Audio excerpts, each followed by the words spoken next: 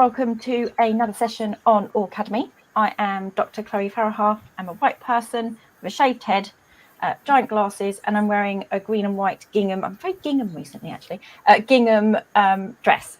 And today we are talking about rejection, sensitivity, dysphoria in quotation marks. So we're going to talk about, do we like the word dysphoria even, and why not? I am joined as well by people of Aucademy. So we have got Ben, Victoria and Sai. So I'm going to ask for physical descriptions. Ben, if you could do yours. I'm a young white male. I need to think about it. Young white male, he's blonde, got a white t-shirt on, black headphones, and I'm in front of a bookcase in the window. You're so used to saying I'm a potato, aren't you? Got what I look like. And yeah, so if you haven't seen Ben in other sessions before, Ben sometimes is on screen as a potato filter and does advocacy as Autisticality, where a lot of his infographics are portrayals of a potato. And Victoria, if you could do a description. I'm a white, older, middle-aged person with longish grey hair, wearing glasses and blue headphones, and wearing a white and blue striped top, sitting on a sofa. Lovely, thank you very much. And defiantly not Sai, that's what Sai's screen says. But Sai, if you could do a physical description. I am a potato. And is that it? Just you are a potato?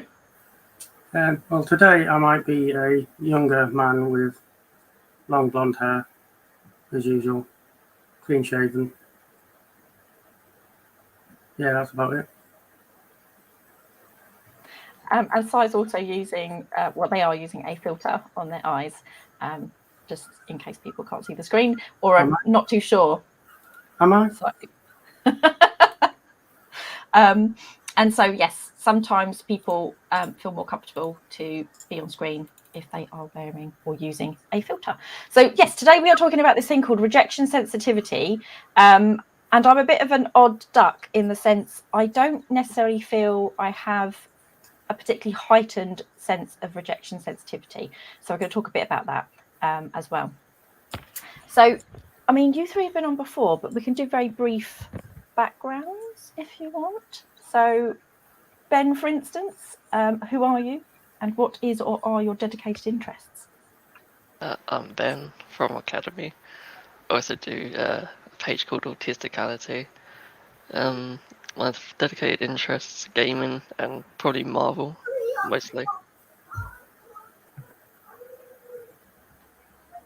And Victoria, who are you and dedicated interests?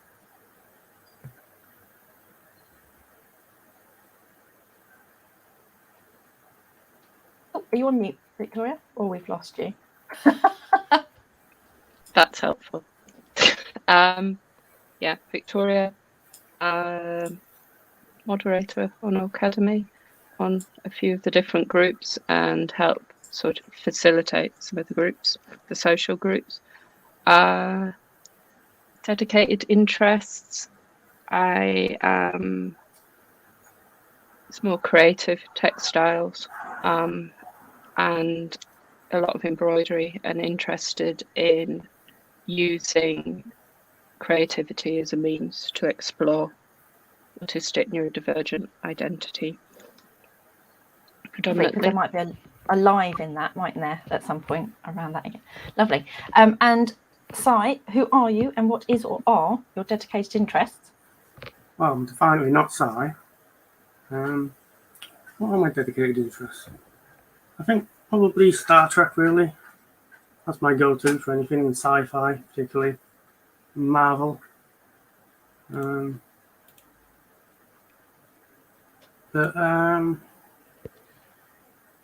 Yeah, kind of just learning things. I like to learn stuff and yeah. Learning things, yeah. And that's the thing, we always learn in our own ways, don't we? Which is interesting because a lot of us are probably been told, particularly when we were younger, that we weren't capable of education, which is quite right. But actually, a lot of us really like to learn, and it just happens to be in different ways. Okay, so let's jump right in. So I've also put on the screen for people, so feel free to put things in the comment sections wherever you are, because we're streaming to both Facebook and YouTube. We also stream to Twitter, but I don't think anybody ever watches us on Twitter. So the question I've got on the screen for everybody to have a think about is, what does rejection sensitivity mean to you, and why do we think we see more rejection sensitivity in the neurodivergent community? So we're going to kind of talk about this a little bit too. So feel free to put your ideas in the comment section. I'll leave the comment on the screen for a little bit. And then Ben, we're going to jump in with some memes that Ben has made on this topic for their page Autisticality.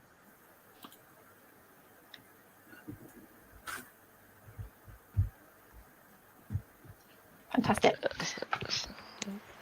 Right, so that's rejection sensitivity. Rejection sensitivity, or is it, I think, more medically put, rejection sensitive dysphoria, is experience of heightened emotions and reactions towards rejection. And the key point there of dysphoria equaling a state of unease or unhappiness. I'd say there's definitely potential conflicts with the word dysphoria, which is why we use rejection sensitivity instead. And this is quite interesting as well, because to a large extent, rejection sensitivity, it's not a diagnosable thing, which to us is not a problem because we're a depathologized platform. We're talking about an experience that a number of neurodivergent people have. But when we hear the term dysphoria, we tend to hear that in it comes from a very pathologized perspective. So we're going to pick that apart a little bit as well. So yes, that's the definition. And then we've got, how is it different? Well, my next question is, how is it different to everyday rejection sensitivity? So can we have your next slide, which has got this? Is it fair to say this is like your brain, what your brain is doing? Yeah, it's like a flow chart of my brain. Can you explain the flow chart of your brain? I'll try. So you start with like people pleasing. You should start with how you normally behave, maybe a bit more on the nicer side, so you don't trigger any sort of rejection. But then there might be a cause behind it, and then you go through each of these steps. So you might have racing thoughts. Those racing thoughts turn to feeling insecure about yourself and what you could have done. That leads to like self-doubt, self-sabotage. So you're doubting what you've done, or if you're good enough for that whatever scenario you're in. And then self-sabotage, like you might start a conflict with the person that you're feeling anxious about, and then become overly defensive. So I guess you put up a wall out of fear of rejection, but then that same wall is causing the rejection. I don't know how to exactly put it. It's all scrambled in my brain, but then it continues, and throughout the experience it gets worse and worse. So hate, anger, intrusive thoughts, that triggers past like trauma of Adhd, and then that leads into like more depression, suicidal thoughts, or self-harm potentially, and then it just spirals. So you go into that, I don't know what the word would be, you just go into like a pit of your own emotions and fears, and then that's what hide and recover is. So you wait it out. It could be any amount of time, could be minutes, could be hours, could be a day or a week or whatever, and then you resurface, come back to people pleasing to try and avoid that whole process again. But ultimately it's what you experience, and that's what will trigger it anyway. So it's no escape, it's just a vicious cycle. Thank you. And we've got Cat P here. Sorry, it's just going to cover Victoria for a second, but Cat P just saying that's a good flow chart. So they're appreciating your flow chart. So Sai and Victoria here as well, because they also experience rejection sensitivity, or we, instead of calling it RSD per se, we could just say heightened rejection sensitivity for now, if that's okay. So either of you got any thoughts as well around, does your brain do something very similar or something different? Both nodding. Victoria? Mine is, it's like, it's not like that. It's like, it's just very random, and it's a cycle. Each part of it feeds into it, and I'm never quite sure where it actually began or begins. It can be a lot of things. It depends what's going on at the time. I'm not sure about the self-sabotage, as I don't like that word. I don't like that term at all, because it's sort of pathologizing and it's placing a blame, and I don't go with that. The intrusive thoughts are definite. I mean, I think it is just a pattern that I slip into. It's almost a form of security, going back to it each time. And I think my biggest thing is I will just literally isolate and withdraw, which then feeds in to the whole cycle. I don't think I recover. I think the way is now is understanding it and moving beyond it, but it's not something I ever recover from. It's just recognizing when it does happen. I've got some thoughts there because I know Sai's got some discussion around this as well, because I'm thinking, and I think I see that in lots of people who experience this very heightened rejection sensitivity, is that there's always, from whatever perceived or experienced, so we'll talk about that as well, the difference between perceiving rejection and receiving rejection, like in the sense that they're both very real, in the sense that they cause this cycle, but in the sense that perceived is that the other person wasn't attempting to reject, but that's not to dismiss that the person will feel this rejection sensitivity. Okay, so even if arguably you've gone through this cycle, there's going to be residual around the perceived rejection. So that obviously must be really hard, because it's not going to change the relationship in back to maybe the way you expected it to be. Is that fair to say? So Sai, got any thoughts on, do you experience very similar, or is it a bit messier? Yeah, a bit messier, same but different. I do pretty much get all of that that's on the slide, but it will flip from one end to the other. So I will inevitably hide. Not quite sure if I'll recover, but yeah, I isolate myself from friends and family, and because I will feel the rejection, and I'll think, right, I don't deserve to be in these places, so I will remove myself. But that just feeds into more rejection, and yeah, I'll become defensive. I'll lash out at people, and I'll make up scenarios in my head. I'm not trying to make up these scenarios, but my brain is telling me that these things are happening. And it's difficult not to listen to your own brain. It's where the intrusive thoughts and the racing thoughts come in. And it's not fair on the other people, because you're making up these things that inevitably aren't true, but you still feel that it's true. And it does feed on like the memories of past rejection. It comes from that. For me, the lifetime worth of rejection and invalidation from parents and family and past friends, supposed friends at the time. And you're always seeking approval and validation, which you don't actually need. And I think that's going to be the difficulty for many of us, is that seeking approval and validation outside of ourselves. So I don't have answers for that. I guess the ideal state for us as individuals would be to not have to feel we need the outside validation, etc., that we can have that for ourselves. But that's not to say I've got an answer of how to do that. I'm just going to move myself to the bottom of the screen because I don't mind covering myself up when we've got comments, if that's all right. Sorry if that's a bit strange for people that we've just shifted people around, just because there's a few people who are already got some important things to say on the topic. So let's have a quick look. The one that I thought was quite good for right now.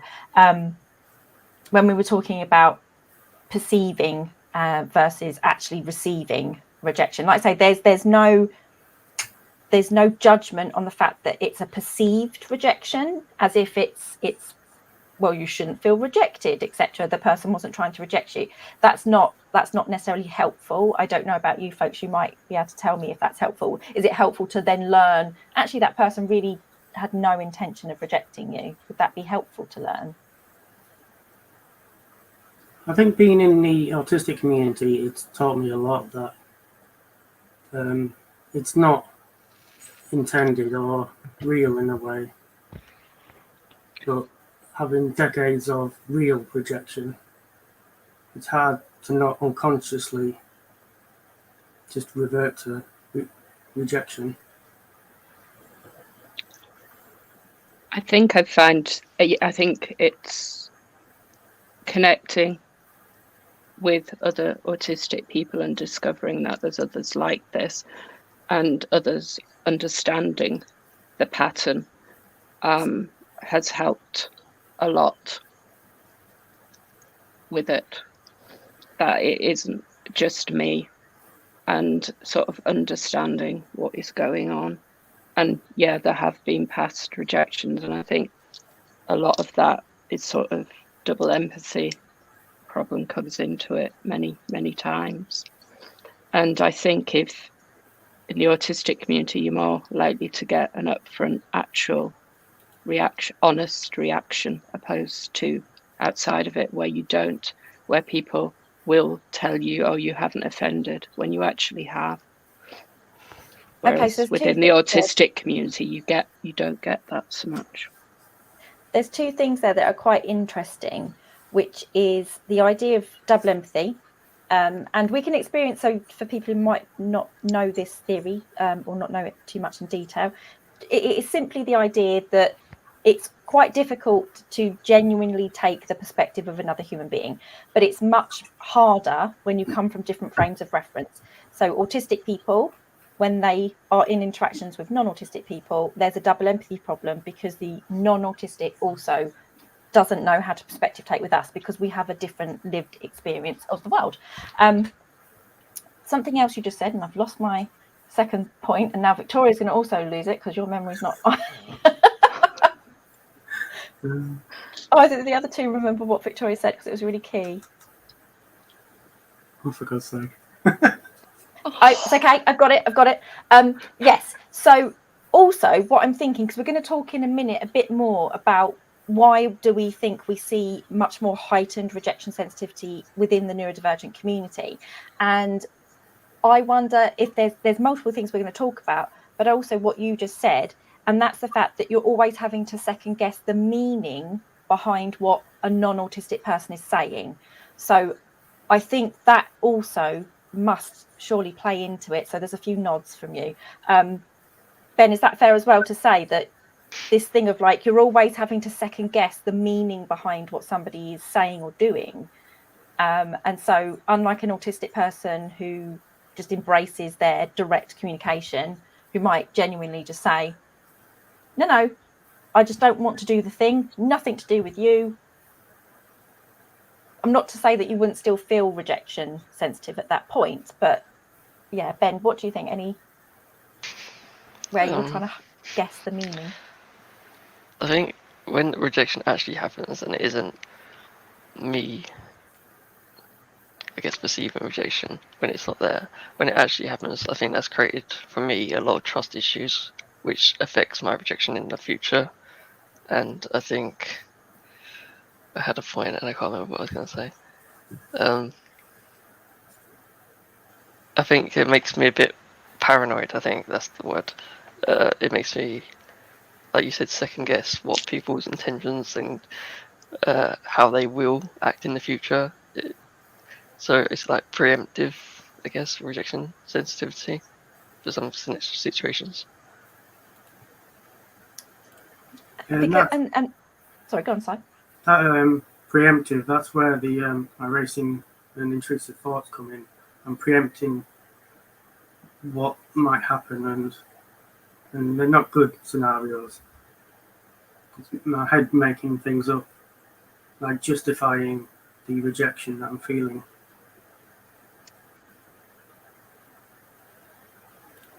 Yeah, I think.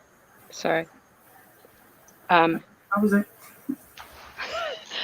I think, yeah, with me, it is because it is the second guessing there. It becomes a pattern.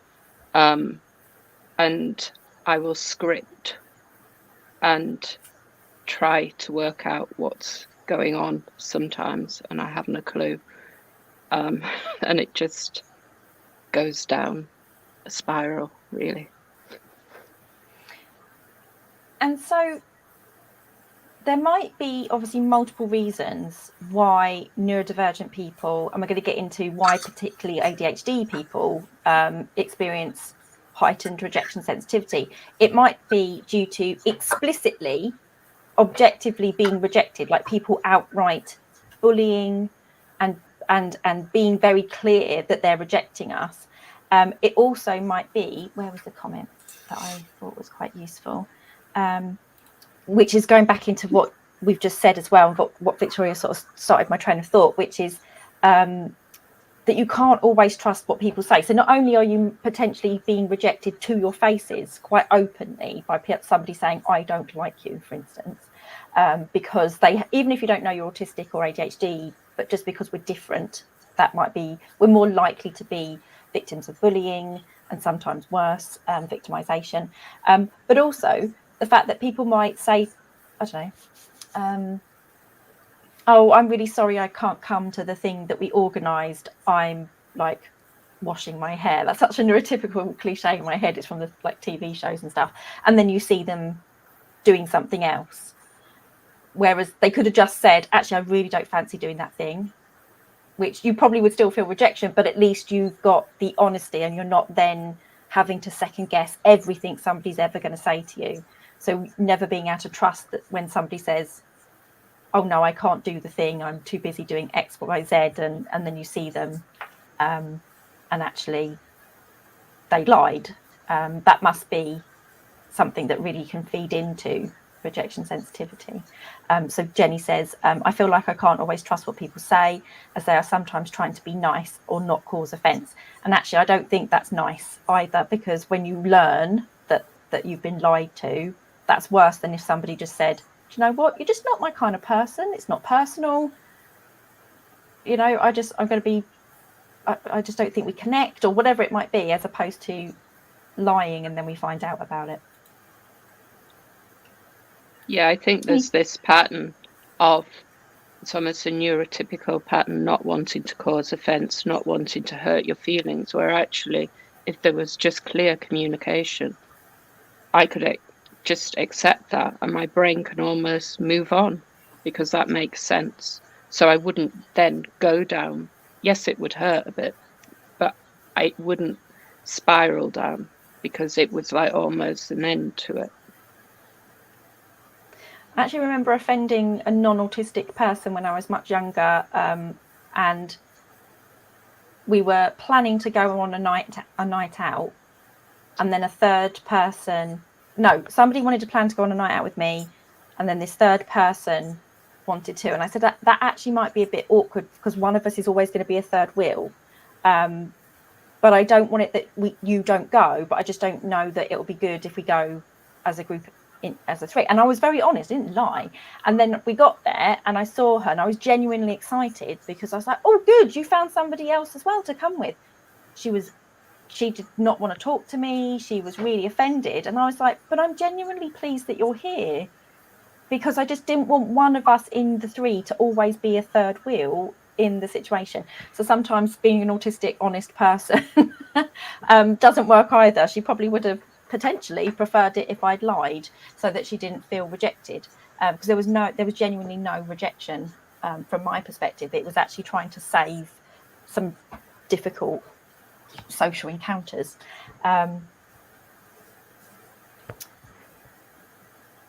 Ben, did you want to make a comment? Yes. This is a recent thing. I have a friend group, or had a friend group for like a decade from secondary school, and we've had up and downs over the years.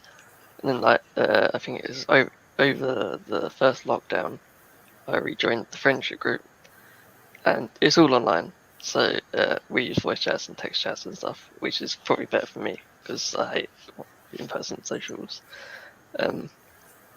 Basically, after like a year and a half, I found out that I found out myself through like investigating rather than being told, that they had a secret like chat and secret voice chat and to game and talk on. And the reason was, well, one reason given was because they didn't like me being quiet, which is the situation of mutism. Can't help that. But the second one was because they didn't want to offend me because I thought I was too sensitive. Because I obviously showed my rejection sensitivity in the past, so that's where my rejection sensitivity, my heightened rejection sensitivity, has caused people to further reject me, knowing that I'm rejection sensitive, and it just it's like double the force. If that makes sense. Which is, yeah, that was a very difficult and unkind experience, I know, because you've talked to us about it, and it's still not necessarily even knowing if that's genuinely how they thought and felt. That might be the way that they've tried to explain it to themselves, because it might be, this is the thing, again, if people were just honest and just be like, it's just that we're very different people. It's what you said about being honest. If they like the example we gave about not going out in the shower or whatever, hair drying or whatever, if they just told me up front from the very beginning, oh, we think you might be too sensitive about something, I could clarify that it's only about a certain thing or I'm not. But it's the fact that they only gave this reason and I only found out like a year and a half after. So that makes me think all the way back what happened, what things have they lied about, what things have they hidden or rejected me from, and then that just increases the impact it has on me, and that's something that could easily be avoided. Is it fair, all three of you, I know that because each of you do experience heightened rejection sensitivity, but if somebody were to just say, they're a neurodivergent person and they know that their profile is different to yours, so they just say, it's simply that our profiles clash. I don't have a problem with you, I don't dislike you, it's just our profiles clash, or we just don't connect. So Victoria's nodding, so you think you probably would, is it fair to say you probably still feel hurt, maybe? Yeah, but then it would be clear. Then my brain wouldn't have to go into this whole sort of analysing what have I done, it's happened again, and all of that. It's just, no, there's a difference. You don't get on with everyone. There's the facts, move on, and I could deal with that. Yeah, it would hurt, but I wouldn't. I see Ben nodding there as well. Like, if they'd literally just said that, do you think you would have been... It will hurt if they told me the truth, but then it hurts so much more not telling the truth, and then you second guess yourself. It increases how paranoid you get about other friends, especially if I've known them for that long. So any new relationship from then on, it just creates all these trust issues, which is just not helpful. Yeah, if it's not just laid out plainly and simply, then you're just left with your own thoughts, racing around, imagining things. Like, is it this about me? Is it that about me? Because they're not telling you. So if I mean, again, it probably would still be hurtful. But if someone were to just say to you, actually, I just think you need to use better deodorant, dude, right? Then that's one thing you could probably fix that thing, right? And then you're not having to second guess it's potentially all these other things, and then getting going in this cycle. Also, we've got from Cat B, this is quite important as well. So that they're saying it kind of drives me nuts when preschoolers are taught that everyone is their friend in their class. Kids who don't get along, their parents set up play dates so they can't get more practice getting along. So they can get more practice getting along and being friends. They learn to pretend to be friends. And yeah, that's actually important. Obviously, we want young people and adults to be kind and civil to other human beings. But this idea that you can be friends with everyone is actually not a helpful one, because, like I say, otherwise you might be forcing yourselves through an interaction that you don't enjoy, or you don't, there's no reciprocity. And that, like I say, if your profiles clash, if we are autistic and you have very, very clashing profiles, I think it's fair to say that all four of us are relatively quiet, I guess. Like our sensory, we don't particularly overwhelm one another, I don't think. So I think that's quite helpful for our little friendship group.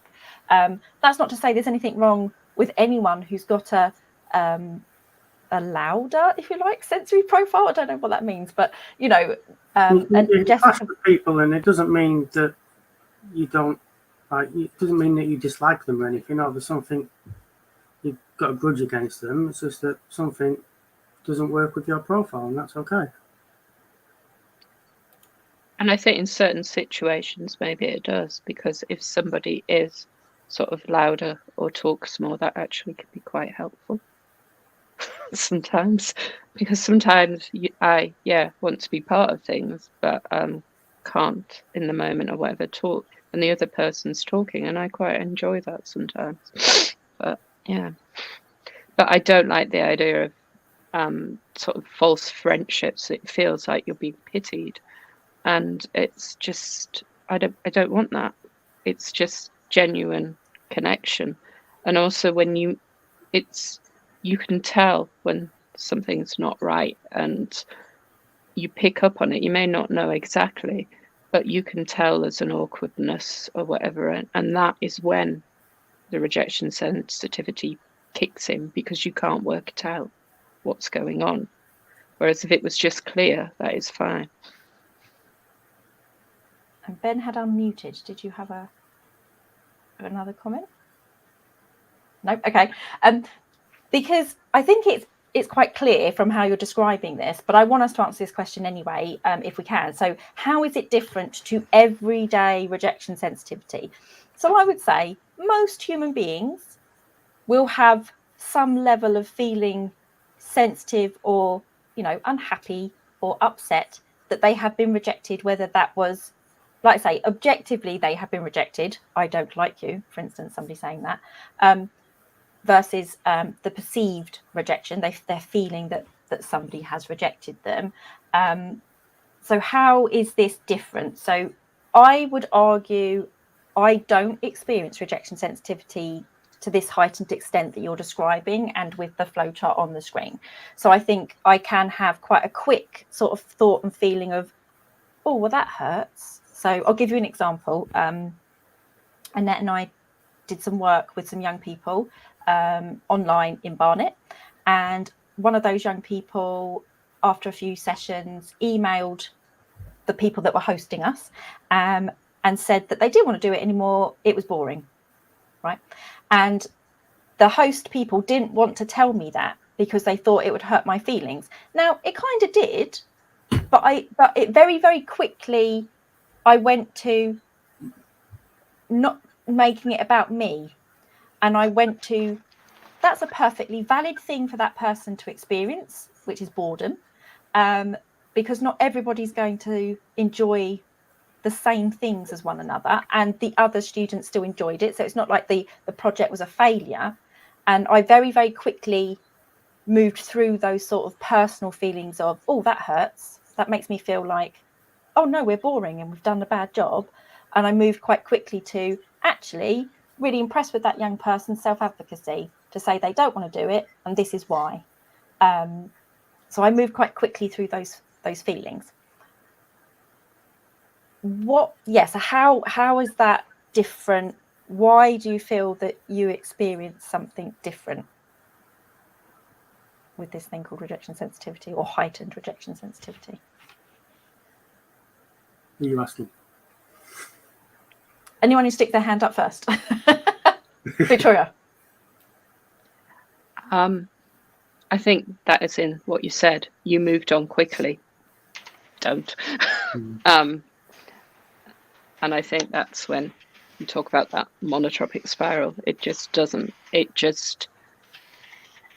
sticks. It's like, and it can come from absolutely nowhere. So it's like almost, it's this impulsive thought and get triggered. And I think it is based in past experience and past rejection.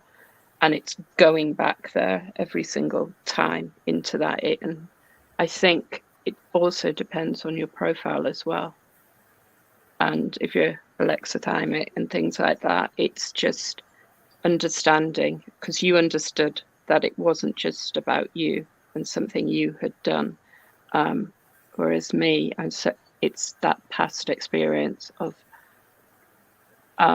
feeling that it has, and not understanding that it is the other person, it's other unrelated things going on as well. That didn't make sense. No, it really did. And without wanting to sound patronising, I want to say this quite honestly, that's really sad. Is that fair that Ben and Si, you also relate to what Victoria just said? Yeah, I think for me it's heavily rooted in trauma, and if I get triggered, and I'm depending on my stress level, I can be heavily alexithymic. So if something triggers me, I will instantly just get flooded with emotions, and those emotions will go back to my previous traumas. So it doesn't matter what has necessarily triggered me. All I'm feeling is the past trauma. So it's not necessarily about the new trigger. It's more about the previous traumas. And that's why I say I don't want it to sound patronising, but it makes me feel very sad for you. So I'm trying, it's empathy really, I guess, and sympathy that I'm feeling for you, in the sense of not being able to have that balance, that it must be you. It must be something wrong or bad or negative about you. And that is really distressing, especially if you're feeling that quite often. So Kat's really on it today. So look, Kat's it's the strength of that feeling that makes it different also. So not obviously just, again, nods from people on the screen, so not just the thought patterns that you've described, like this spiraling of thought patterns, it's that strength of feeling. And like Si said, if you're alexithymic, so that means potentially struggle to identify feelings or where they are in your body, then that can make that much harder as well, I guess, to process not only the difficult thoughts but also those difficult feelings. And then Kat goes on to say, not only is it perceived versus actual, it's debilitating itself as well. Like Victoria said, it can literally come from nowhere. You can be having a perfectly great day, nice and happy, and then literally one thing is said, or one thing, you notice one thing happen, and that's it. You just start spiraling. And it's the intensity. It is all consuming. It's just like, it's at your center, it's at your core.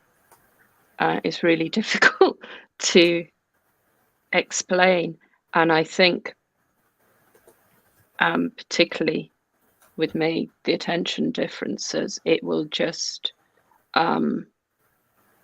brain's gone blank because it actually that's all right, because I've got that in my list that I'd like us to pick those things apart, if that's all right, Victoria. Yeah. And Ben, did you? Yeah. So what makes it different? I think, well, apart from it being heightened and like everything on the screen, hold on, I guess. I think so. The top panels would be typical, in quotation marks, rejection sensitivity, where you shrug it off after a little bit. You'll get hurt maybe, but you shrug it off. But then heightened rejection sensitivity, I feel, can often be very indirect. So it can not even be rejection towards you. It could just be, so what the example gives, if you ask someone what they're up to and they tell you they're shopping with a friend and it's your friend you're talking to, it's not like they've not invited you or they've lied to you or anything. They're just doing a normal day-to-day activity that you might. But then you seeing that in my head will be like, why wasn't I invited? Life sucks. Am I not good enough? No one likes me. Like, all those thoughts come out of nowhere from something that logically, I guess, isn't being rejected, but that's what my brain tells me I am. Does that make sense? Yeah, and I'm just going to describe your lovely potatoes. So like I say, there's 4 panels on the screen, and yeah, the potato's like, hi, would you like to? And then the other person's like, nope, not interested. And then that potato, this is the typical rejection sensitivity. Is this what you're saying? Like just everyday rejection sensitivity? Oh, rejection sucks. Whereas versus your potato at the bottom, like you say, up to much today, shopping with a friend, and then you've got all these thoughts going through, like, why weren't you invited? What's the point?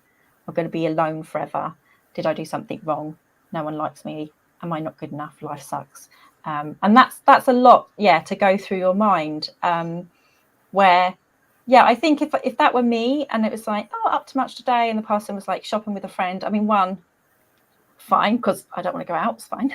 I might have that instant thing of, oh, you're not doing things with me, you didn't invite me. But then I guess my logic would balance that out with, well, that's all right, they're allowed to do things without me. It doesn't mean I'm not cared about or wanted and all this kind of thing. That's the conflict I have in my head, where I'm getting all these intrusive thoughts.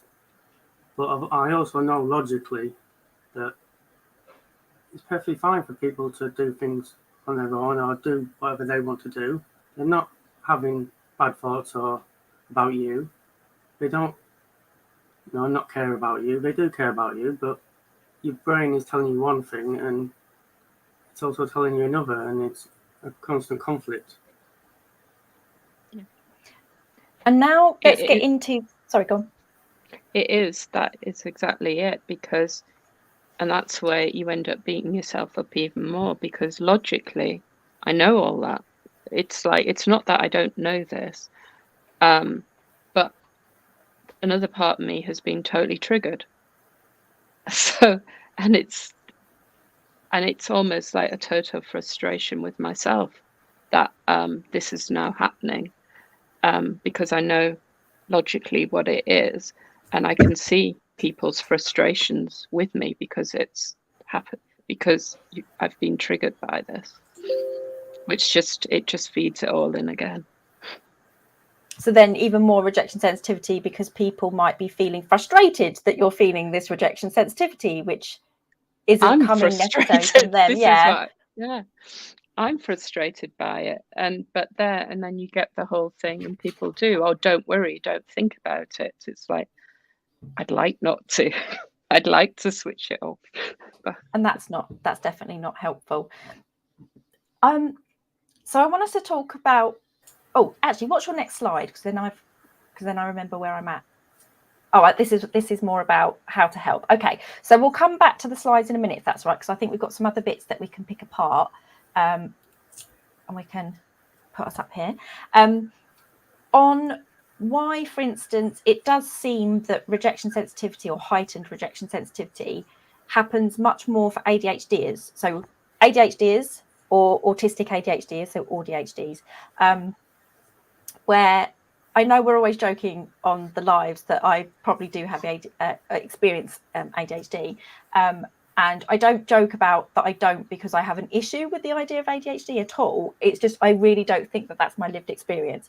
And like I say, I don't tend to feel that I experience this heightened sense of rejection, even though I'm literally playing a movie of so many instances of when I've been genuinely to my face rejected and insulted and been given negative names that have harmed me, have harmed my well-being and my sense of self. So being called cold, standoffish and unapproachable and all these kinds of things.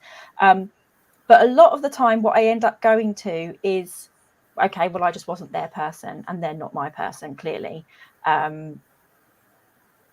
So I don't seem to have that sort of very heightened rejection sensitivity. So why do we think potentially we see it much more for ADHDers or ADHDers? So if they're autistic and ADHD. Hand up whoever wants to go first. I guess I'll just quickly say, so I think I put in the chat earlier about so the impulsivity from ADHD. I think that the reactions of rejection sensitivity is affected by that. I think, say, I'll give an example. Say I got blocked by someone online, and within 5 minutes, my brain will race between all those different emotions from the cycle or the flowchart, and I won't have a second to stop. It just, and I don't really know that I'm experiencing it. It just happens, and impulsivity I think is key in that instance. Okay, so impulsivity can create those, or not create, but it's going to be linked to intrusive thoughts that are really It pushes difficult. those through, I think, the thoughts, and pushes through the whole cycle of rejection sensitivity for me at least. And then you'll go almost looking, you're feeding that as well. And with me, the Confirmation impulsivity. bias. Yeah. And so social media is the worst for this. I've got to admit that is the biggest thing, because you can get everything, your worst fears confirmed within minutes via the internet. And that isn't great. And also, with the internet, the impulsivity is things you can leave social media groups, you can eat faith, all of that instantly. Just do it. You can just go in doom mode with that. And I think, as sort of with the attention differences, the emotional, you have the racing thoughts, and it's hard to sort of slow that down. And it's the emotional sort of regulation. So you can go from 0 to 100 in minutes, well, in seconds sometimes. But it's then hard once you've got all those sort of the reactions, the stress reactions, to then bring that down, particularly when you're not aware of what exactly is going on within sort of the alexithymia, and all of those things play into it. So it's hard to then bring yourself down. And is it fair to say all three of you do consider yourself to experience ADHD? Yeah. And for people who might be a little bit confused because they don't look like particularly hyperactive people, and it's because the hyperactivity is in the brain, and that's why people get confused and misunderstand that ADHD doesn't mean the person is bouncing around off the walls, etc. So that's quite important, unless you're Ben. So what you're talking about, so you've talked about impulsivity, difficulty regulating those negative thoughts and emotions, particularly if you already struggle to understand and regulate emotions if you're alexithymic, which most of us experience to some extent. I've got a note here as well about memory. Did you want to explain? You've forgotten, haven't you? Literally, yeah. You can't remember. So sometimes I can't remember what a person has said. I can't remember what I've said 2 seconds ago. So if there is a situation, I can't actually remember what someone said, therefore I can't counteract it and logic that. And because I'm constantly second guessing, I can't sort of dispel the thoughts that I've got because I can't remember them. And then when they say all the CBT of then, remember positive times, but I can't. And I'll picture positive moments, but I don't see in pictures. And it makes it really difficult. There are some, good comments. Did you want to flag the important one that you've just seen, Si? Yeah, because I'm very much hyperphantasic, so I totally think in pictures and feelings. I don't see words. I don't think in words. So when I'm having intrusive thoughts, I see it all and I can feel it. I'm there in that moment, and it's very intense, especially also being alexithymic. So I've got all these intense feelings and I'm there in the moment. I can see it and feel it, smell it and taste it. But I literally don't know what's going on in my own head. All the feelings are just too overwhelming. And like you said, with the memory, you don't know what you've said or done. Because of the intrusive thoughts creating these scenarios and things that are happening, you don't know what's real and what's not. So it just ends up in a big mess. And because you have isolated yourself, then you cannot almost get a different perspective to bring yourself out of that. Yeah, I do. When I do end up talking it through, it is such a relief. Yes. To not only get out my feelings, but almost validate that what I am thinking isn't true. Because otherwise you just end up believing it and you just end up going worse and worse down. And yeah, it's hard to not isolate. But doing that is the opposite of what you need to do. You need to talk to a trusted person and just validate that what you are thinking just isn't true. Because you know it's not. Logically, you know what you're thinking isn't true.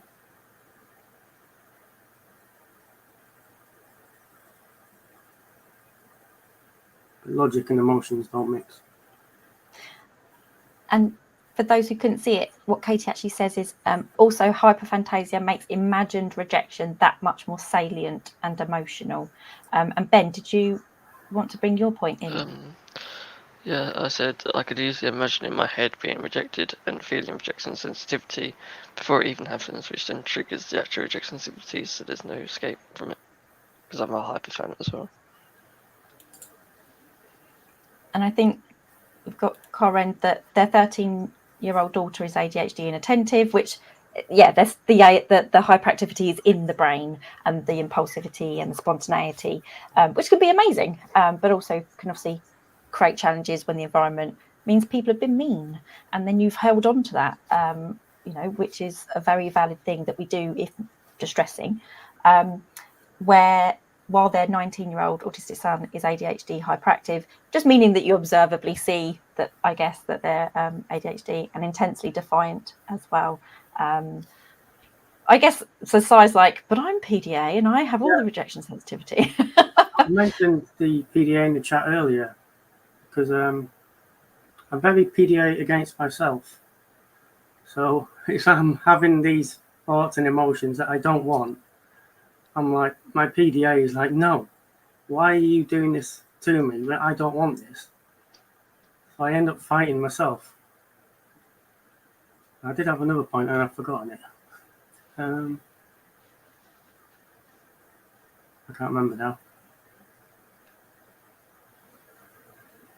I think also what comes in with me is the hyper empathy as well, is thinking of the other person and the impact that this has, particularly when you withdraw from people, and knowing how and not wanting to hurt the other person. And then when you withdraw, particularly with me, sometimes it can be prolonged, that sort of impacts the friendship or whatever, and you know you've really hurt them, so you don't go back to them. It just feeds it a lot. So almost it does come back from a point of caring too much about what people think and feel. And I've also got the note of anxiety. So, for instance, if you do experience social anxiety, so we know that Ben definitely does, because your situational mutism is a social anxiety based mutism.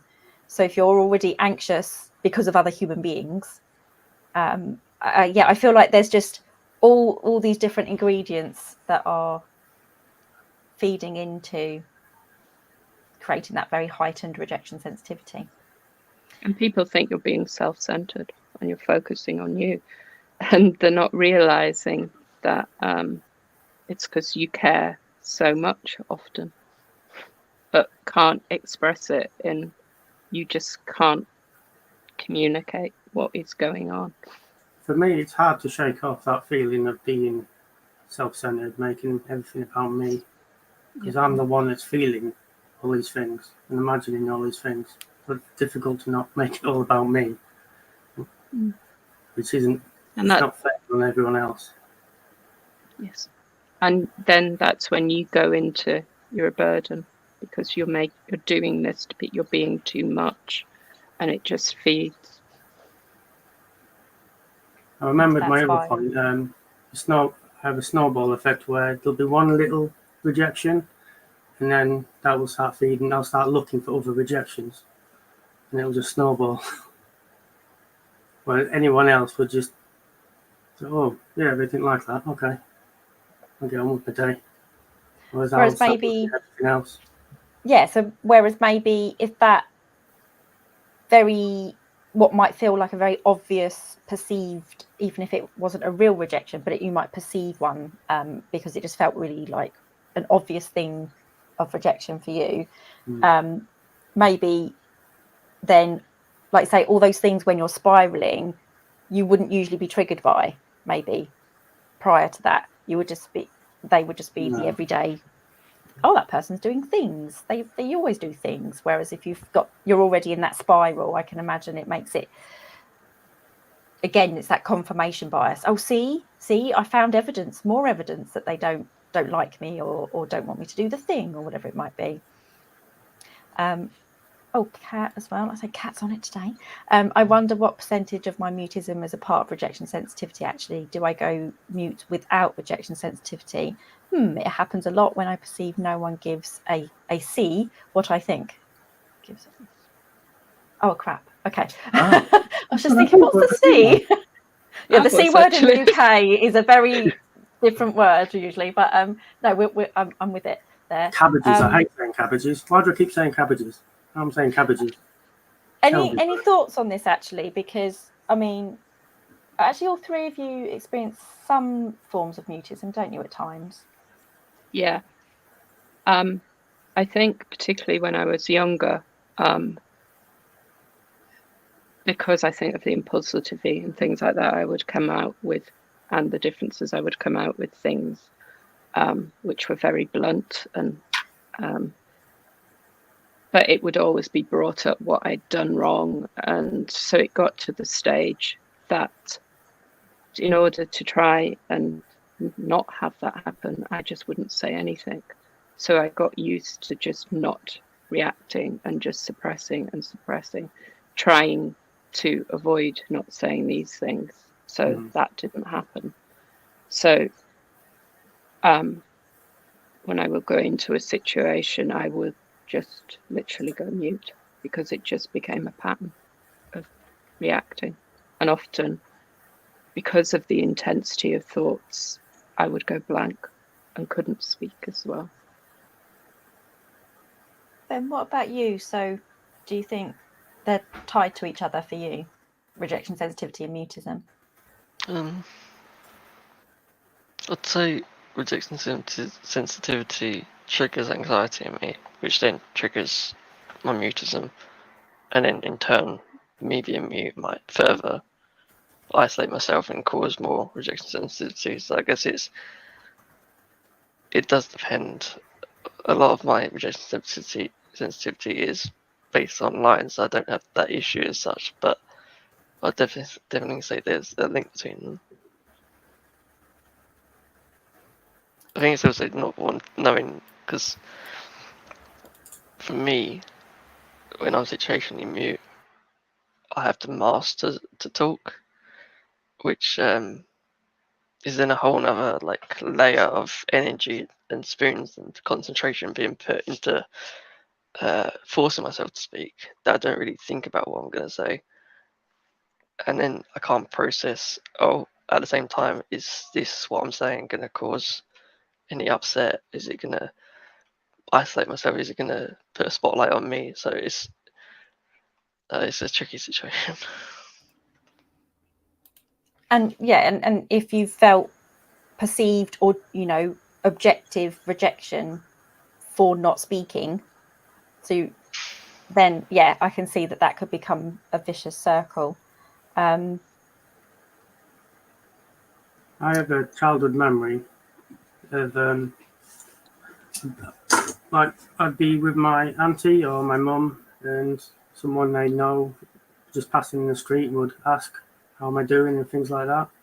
And I would be just honest and say, you're rubbish, I'm having a bad day, or say, no, I did this, I did that. And my mum or aunt would tell me, no, you don't say that. You just say, yeah, I'm fine, thanks. And you carry on. And after repeated times of being told that, I would then just not reply to people and just not talk at all. And I'd be very quiet. I went very quiet for years. I wouldn't say particularly mute, but I just wouldn't make effort to talk because it didn't seem anything I had to say was valid.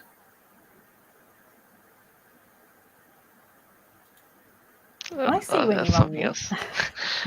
I meant to add, for mutism, I say, it's when you're not invited also, or you're not, like, I'll try to give an example to explain.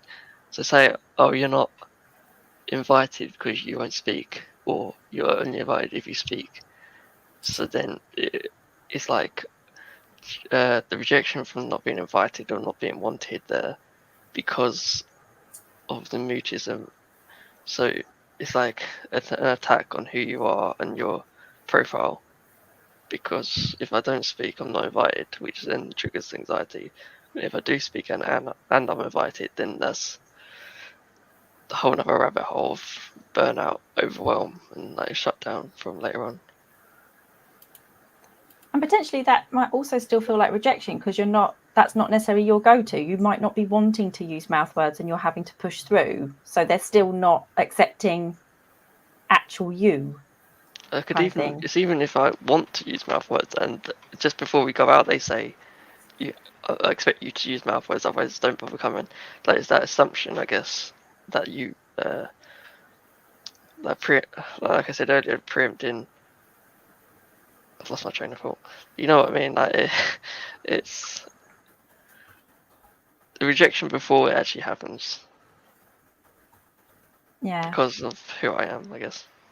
Yeah. It's putting pressure onto you when they already know that it's a total lack of understanding of why you experience mutism, and that pressure feeds into it. And to be actually told that not to come along and them not to accept that you just being there is enough, which is more than enough. That is awful. I think it also plays into. I've spoken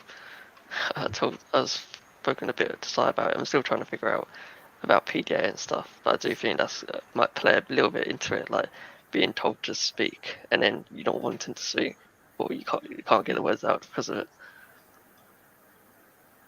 That makes sense. Yeah, definitely. There was a conflict when I was younger. Well, I suppose it still is when I'm asked to do anything, or told to do anything really. Well, I should do this, I should do that. I'm just straight away, no. Even if I wanted to do the thing, or I'm just like, no, I'm not going to do it now, even if it hurts me. And everyone, including Si, are really angry on your behalf and like feeling that sucks, because obviously we're a community here largely. I'm sure there are some lovely neurotypical people in our comment section. Hello, neurotypical people watching, or largely neurotypical people, because there's no such thing as neurotypical either, but still. But I think the empathy from the neurodivergent people in the comments who are all like just that they're sorry about that sucks, because people are hopefully getting used to seeing, say, Victoria and Si and Ben, who've been in behind the scenes quite a lot of Aucademy for a long time. So people end up feeling like they know us, and then it's that empathy. So Inga here saying, I hate that you, Ben, Si, Victoria experienced this, so rejection sensitivity and feeling that you've actually been rejected objectively, like people could go, yeah, that definitely was rejection. You are all clearly awesome. So how do we get the memo to our brains? So I think that was back when you were describing what goes on in your mind as well, about how you're thinking and feeling about yourselves when you experience this. So yeah, I think Inga's trying to basically tell your brains to stop this, but not that that's what you said, Inga, but to some extent I kind of want that for you too, but I also know that it's based on you have been treated in the past, in the present, in ways that have actually created that rejection sensitivity, or the heightened rejection sensitivity.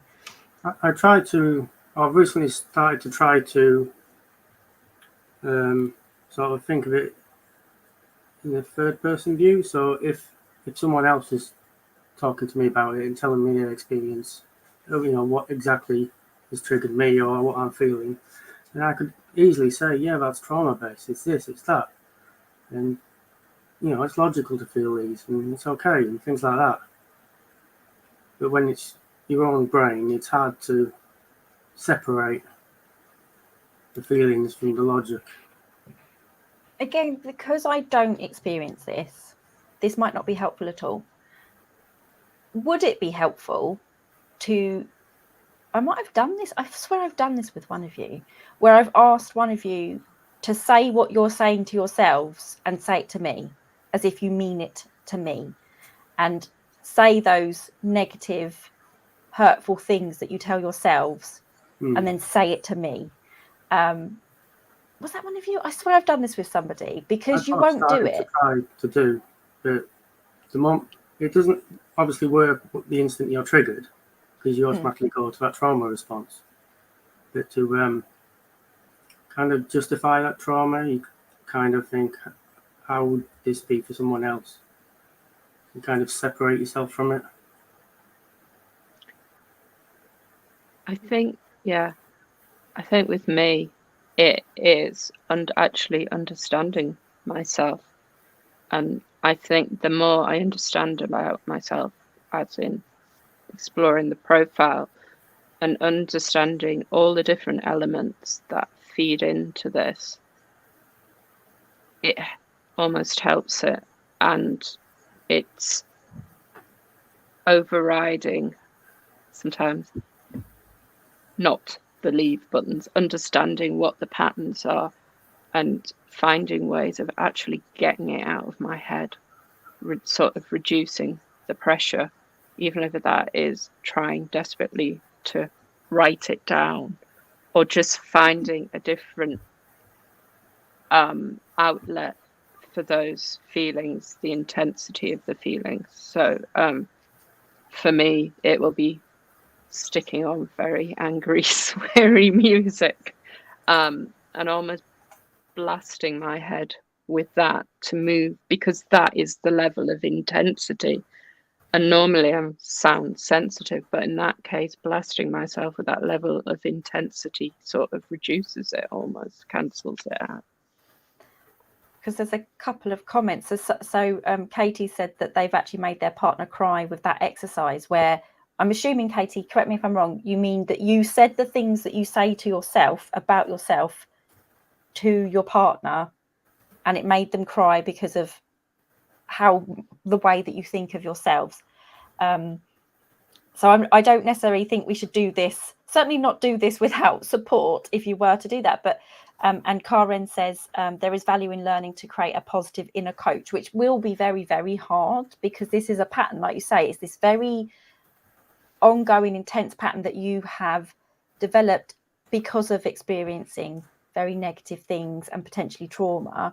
Because there's a thing at the moment, or not at the moment, I've seen it a few times over the years actually, but it's been doing the rounds, I think, on like Instagram or TikTok, where it's like, say it to her, say it to him, say it to them, and it's a picture of you as a child. Would you say those awful things that you tell yourself to that lovely child that didn't deserve any? I can't do that one, because I don't recognise myself as that child anymore.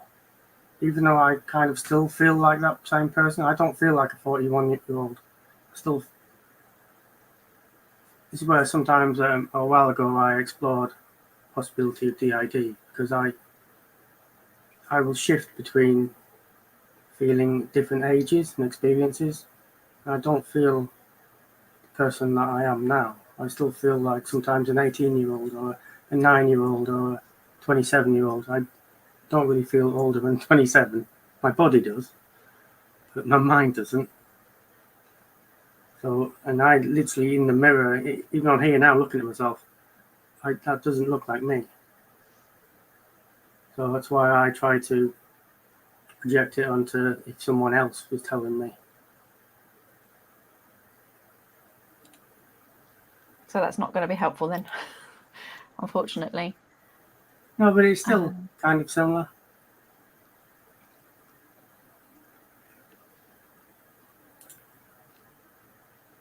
Sorry, just catching up with the chat, because there's a few things there.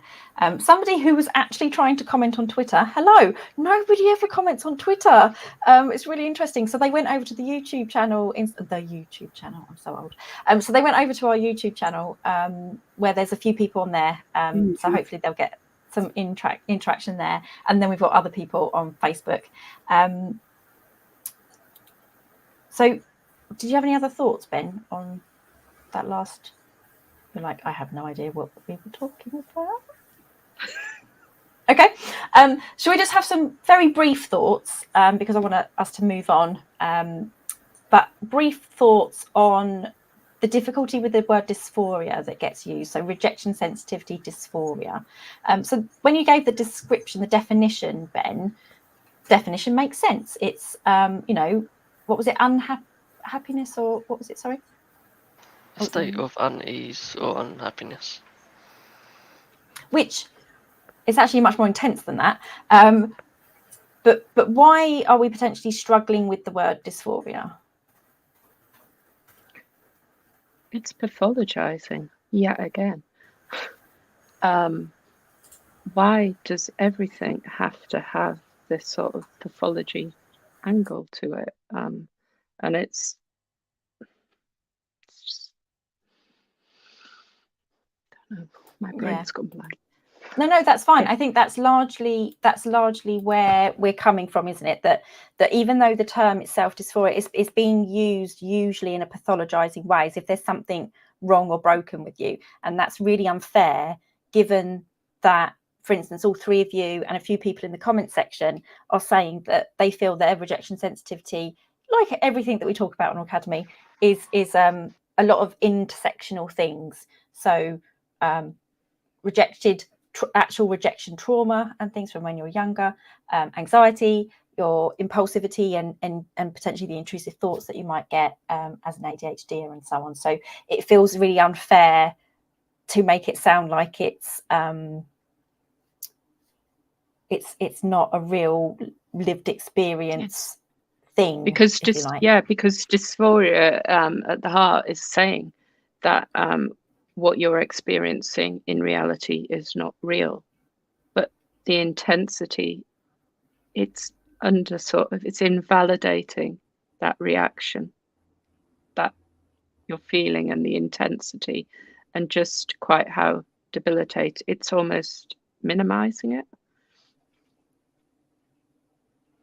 And some people are saying things like, what about rejection sensitivity response? Anything that doesn't feel like we're pathologizing it. And that, like I say, I've throughout this live said heightened rejection sensitivity, because rejection sensitivity, like I say, is a human experience. It's just that yours is probably based on trauma and a number of other things, which heightens that rejection sensitivity. Still real, very, very real. So that was the dysphoria part. Briefly, how do we feel this might relate to a monotropic brain? And you might have to explain what monotropism is to some extent. All three of you are better at understanding monotropism than I am. Which is it, me doing this or? Sure. I mean, I did do a post about it, but I've forgotten. It's basically. I looked at your post beforehand to remind me. Go on. It is like we have a limited amount of attention, and naturally, our attention focuses on one thing. And I think inertia, sort of staying put in things, plays a big part into this. So naturally we will we can only attend to a certain number of things, and that is less, probably a lot less than sort of neurotypicals. So for me, I think with the rejection sensitivity, my mind goes on that track, and it is on that track, and I cannot sort of get off. I struggle to then get off that track. So I have this spiraling down because everything that is in that tunnel of thought. So yeah, you're just inertia, you're stuck in that negative spiral, that negative pattern, which I think is Tanya Adkin talks about monotropic spirals, don't they? I think Yes. That's right. Yeah, it's funny. Yeah, a lot of my, even before that made total sense to me, because my brain, even with patterns of everything, is always spirals. It just does my head in spirals, because that is exactly how it feels. So I think it's probably a good point to go back to Ben's slides, because we're now going to talk about what might help. Now, being clear, we're not saying that this will help everybody at all. It's just some thoughts and ideas from people who themselves are experiencing rejection sensitivity, or at least the heightened rejection sensitivity. Ben, take it away. All right, so one thing would be don't invalidate. Rejection sensitivity can be triggered from the usual rejection in terms of like dating or from a job interview, for example, to like seeing a text left unread. It can massively vary between situations. What causes one's experience of rejection sensitivity might seem illogical even to the person experiencing it after the fact, but at the time the feelings are very much real and should not be invalidated. And I think that goes back to one of the earlier comments, and I'm afraid I can't remember who made the comment from the comment section, you wonderful educator learner. Was it Kat? It might have been Kat, which is that, yeah, you might hold those two competing thoughts that you logically know that, for instance, you haven't been rejected or what have you, but that intrusive thought is still there, and it doesn't also, logic doesn't usually win necessarily over heightened emotion. So yeah, I think that's a really, really key thing. Don't invalidate.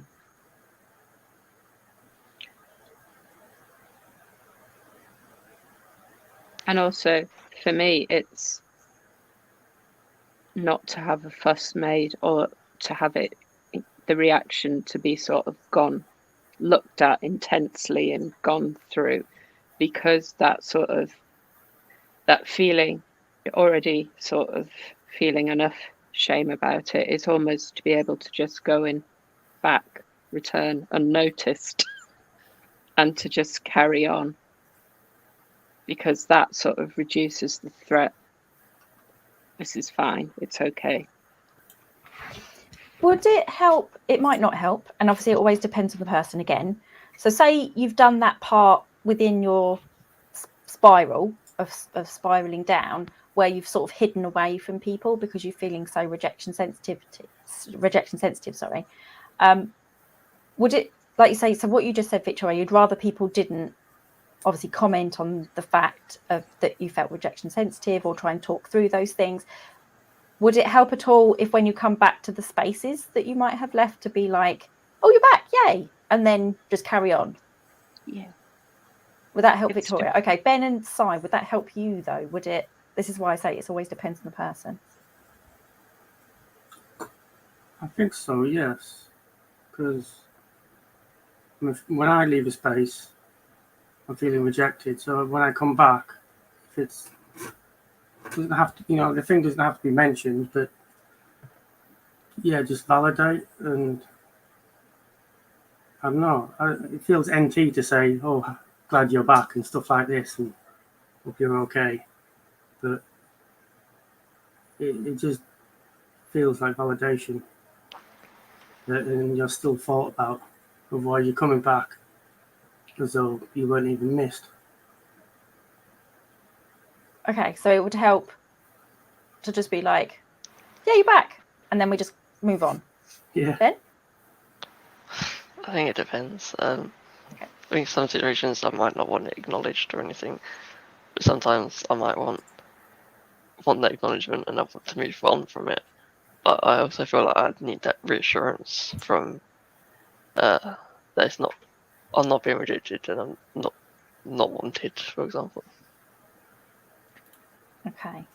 I So also potentially- think sometimes the demand avoidance and the it becomes a bit of a cycle that you can't break to return to places. So almost if somebody, and then people think you're attention seeking and you're not. Sometimes it is genuine. I can't break this cycle. I can't return. For someone to just sometimes just offer or just reach out, that can break the cycle as well. But people often think you're being manipulative or you want that attention, but literally it has become a total demand, and I can't break it on my own. That's a big worry of mine when I'll leave a space or I'll isolate myself. I'm instantly wanting to reach out to people. Desperate. But I've just left the group and I've just, I don't know, said something. But then I'm reaching out. It's like, they're going to think I'm attention seeking. I'm trying to emotionally blackmail them, manipulate them. And I want to come back to these spaces, but I know in my heart that I'll probably end up leaving again at some point when I'm triggered. It's not like I want to do these things. I think, yeah, and that was the impulse not to leave things is just horrendous. Sometimes Instant regret, and I feel ashamed when I do it. I think that can obviously be quite difficult for other people because in our community, well, no, in the sense of in our community, we do try very hard with boundaries because we've had our boundaries either crossed so many times or just never been taught boundaries. So if we see somebody's left somewhere, we're kind of like, right, they need their space. That's a boundary they have set and we shouldn't cross that boundary. If they want to talk to us again, they will. Kind of thing. So you can see there that then you're going to feel, I can see the spiral of feeling rejected happening again, even though it's probably the other people are just like, oh, I'm respecting that person's boundary to leave that space and not want to communicate right now. So you can see how this, sadly can go in like a vicious circle. I think you can also, sorry, go on. sorry, I think you can also get rejection sensitivity from other people's rejection sensitivity. So if someone leaves the group because they're rejection sensitive, I might get rejection sensitive because they've left and thinking, oh no, what have I done? So it plays in everyone's mind and it's hard to get rid of that feeling. Sorry. Go on. So go on, Si. What was your point? I've forgotten now. I think, that's part of where I feel like I'm being manipulative and I'm not leaving these spaces on purpose. I've been triggered, but it's not, the person or people or group or whatever hasn't done it intentionally.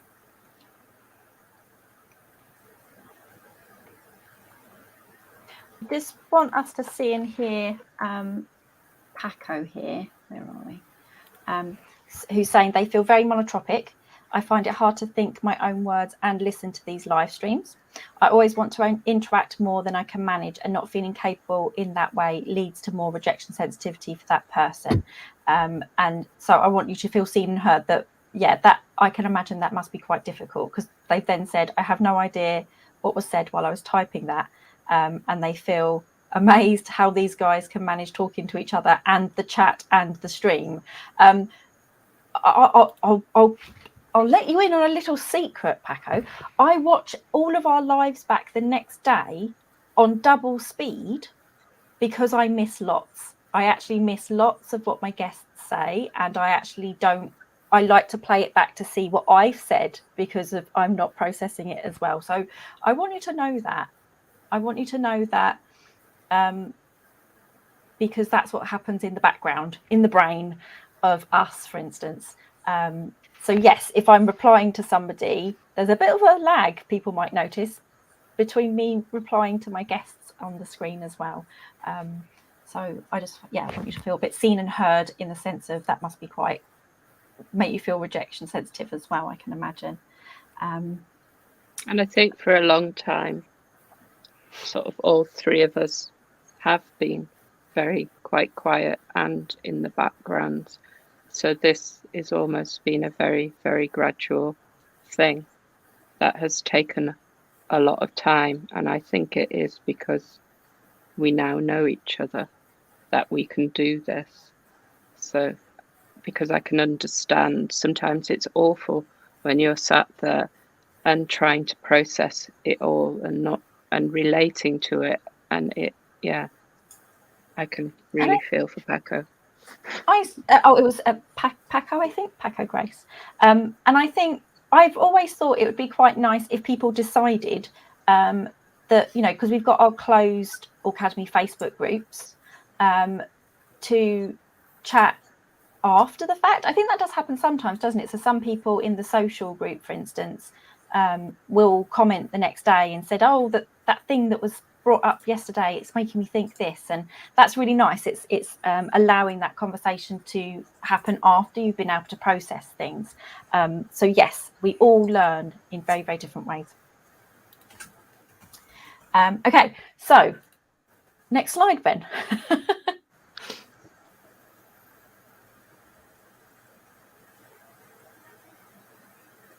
Can't hear you, Ben. Okay. Be kind also. If you know someone who experiences or who is experiencing rejection sensitivity, or who is simply in your eyes having an over the top illogical or crazy reaction to something, then be patient. Understand that this is an involuntary feeling that the person cannot help but feel overwhelmed with these emotions. Don't judge them for the feelings and a reaction they can't control. It will just make the person feel much worse.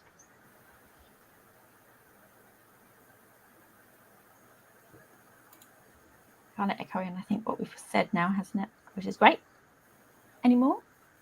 What have we got left on your slides? Also, what helps. There's not one universal way to magically stop this feeling of rejection sensitivity. I think if there was, we'd be saying it. But however, if you're experiencing it, then try to distance yourself from the situation and distract yourself in a way comfortable to you. The feeling does eventually pass, usually at least, and cutting yourself off from the situation can help stop yourself from feeling worse and becoming hateful or thinking dark thoughts. If you feel someone is experiencing it, give them space if that is what they want, and once the feelings have calmed, then try to reassure them and give clarity on things if they want or need it. And I think that goes back to, like, one or two of you might appreciate, yeah, you're back.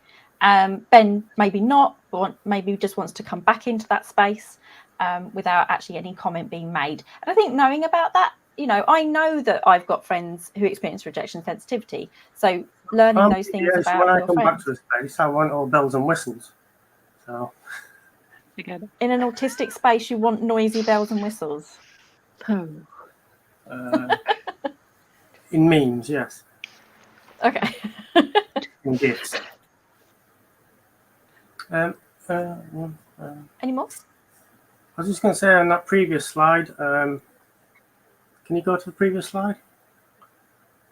Yeah, about obviously the other person being kind to you. I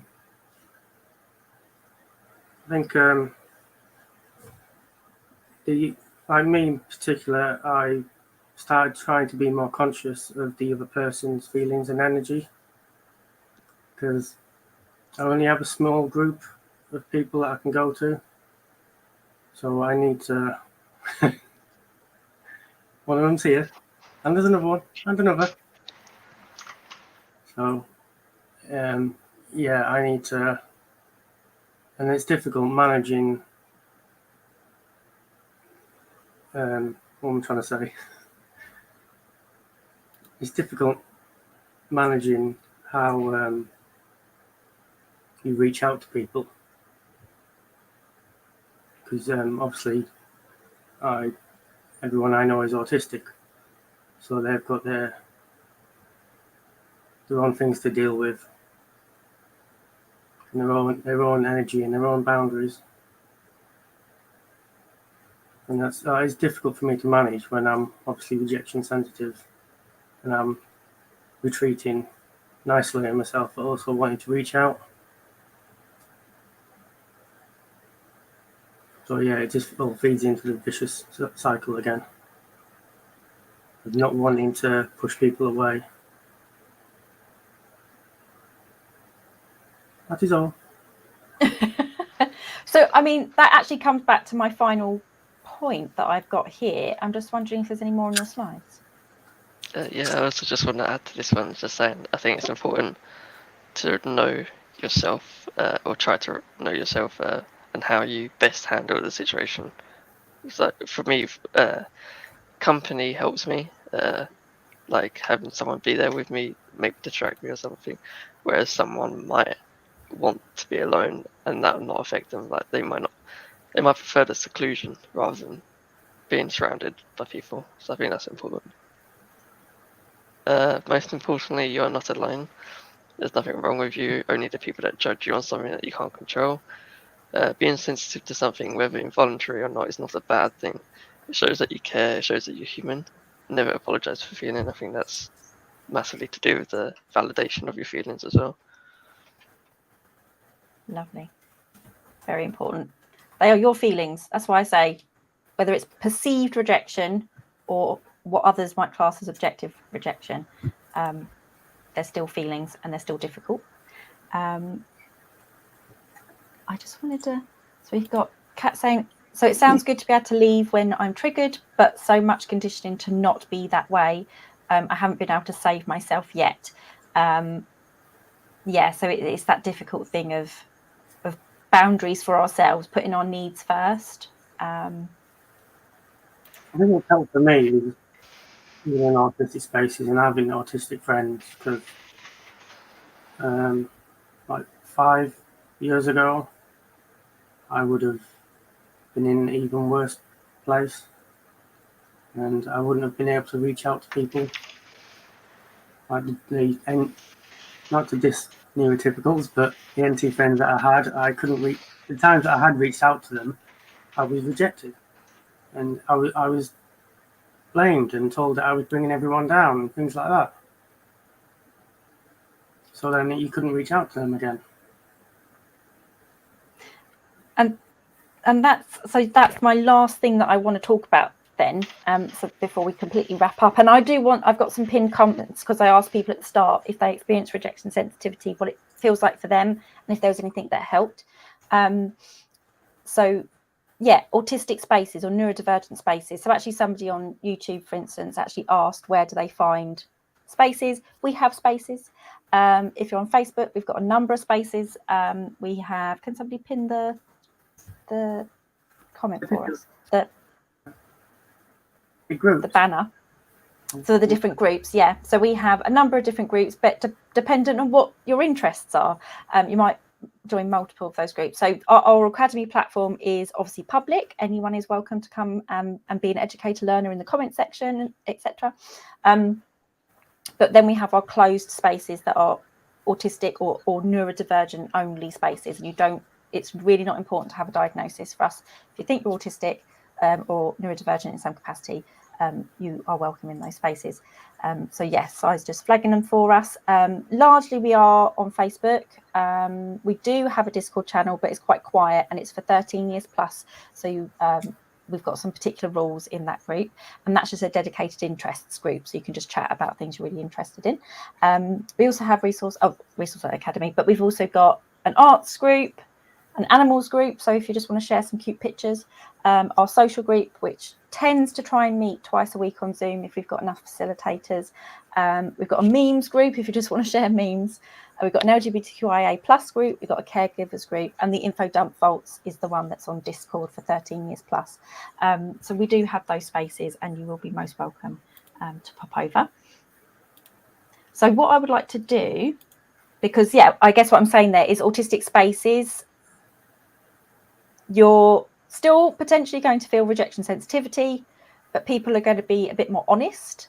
So they're going to say and tell you whether it's my profile clashes with yours, or, you know, it's not going to be that you trying to guess and then getting potentially into that spiral. Not that you won't still have those feelings, but like Si just said, maybe his rejection sensitivity would have been a lot worse, say 5 years ago, when he wasn't necessarily in autistic spaces, and where we're more likely to reassure. Perspective as well. So I can reach out to someone and get their perspective of what I think might have been going on, or you know, what my brain is telling me. And they can tell me the logic part, what I actually know, but it's just they're validating the logical part of it. Yeah. And I just want to flag for people as well, if you want the slides that Ben put up today, you can go to his Autisticality page on Facebook. And so I just want to quickly flag some of the comments that people said when I asked if they experienced rejection sensitivity. And I think I asked what might help, and I think that's what my question was, but it was right at the start. So Spencer here, one of our modmins. Hey, Spencer. I plan to have Spencer on at some point. I can't remember what live I was thinking of inviting him. It doesn't matter. I'm going to invite him at some point. Spencer says, having a major sensitivity to being rejected or perceiving rejection by the local community and society, feeling an innate sense that I don't belong and that people around me don't want me around. And Spencer, I really hope that I know we're all like, we know Spencer, and we don't want you to feel like that.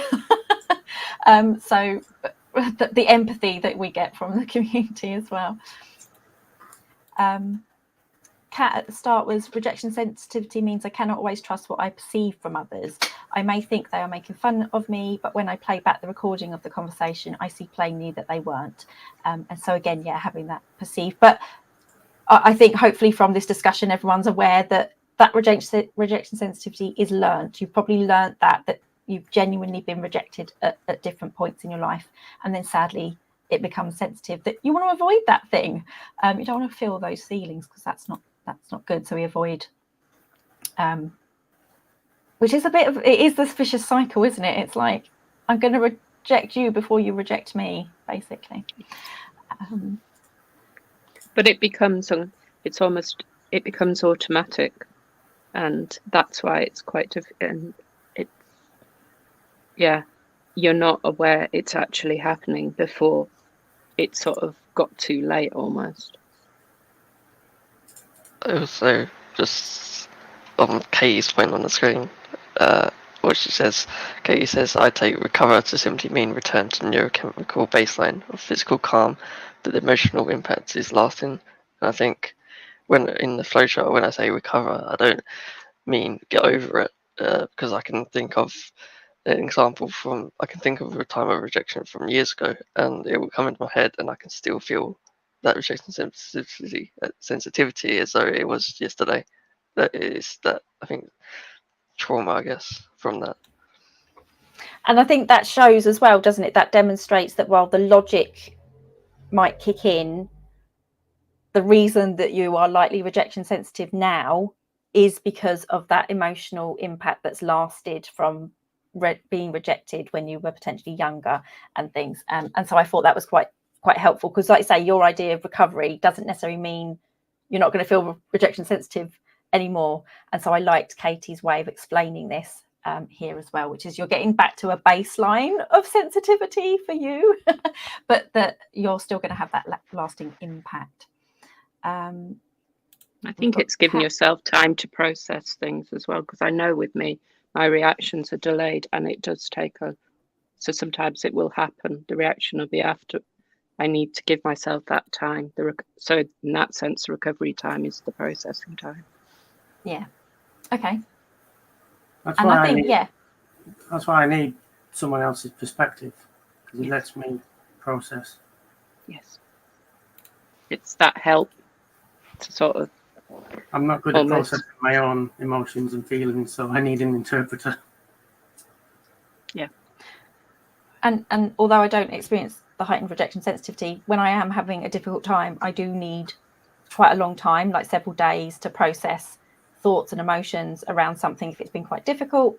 So I can at least connect with that idea, and just having other people, for me it's probably usually a therapist, to actually tell me to sit with my feelings, because actually I don't allow myself to otherwise. And so sometimes I get that you need that outsider to potentially give you permission to feel the feels.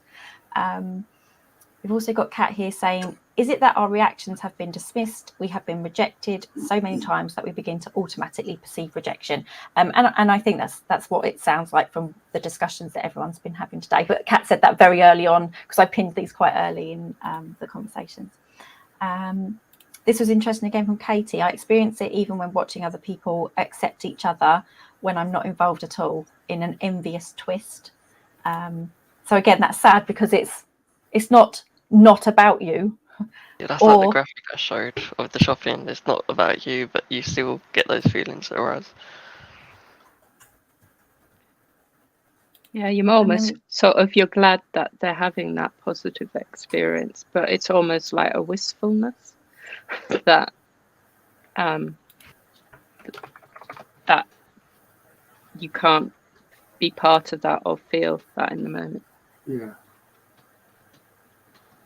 Are you okay to read Jenny's? I was replying. Jenny says, I often feel like I've annoyed or upset other people unintentionally. It could be just from not being socially entertaining enough. Example, not reacting in the expected way to banter.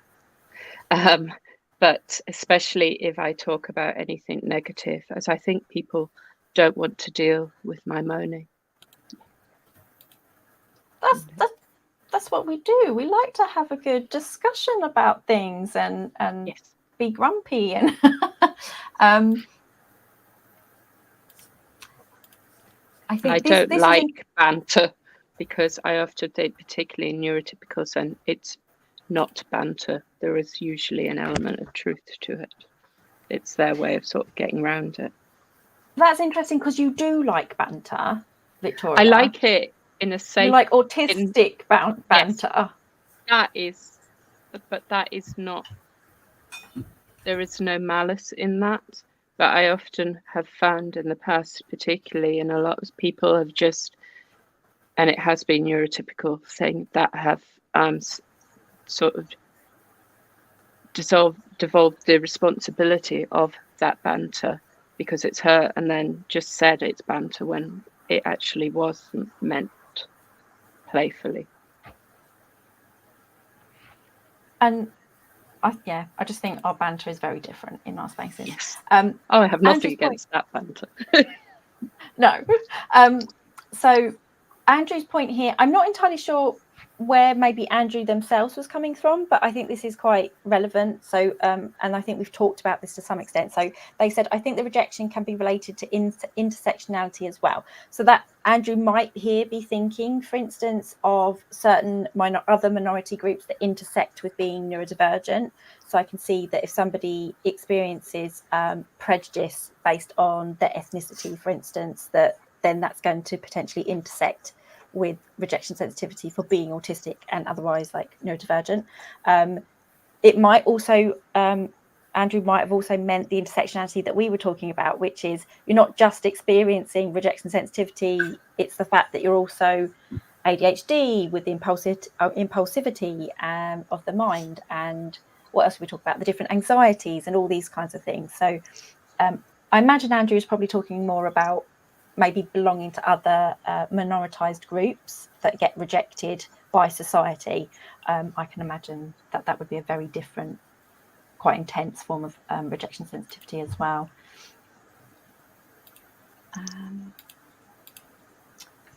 And Inga, I wonder if more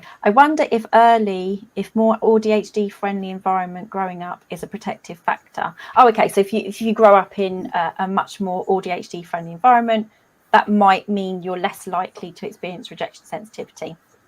E.g., if you had success early in life, a hobby or at school, do those people have less struggle later in life? Potentially.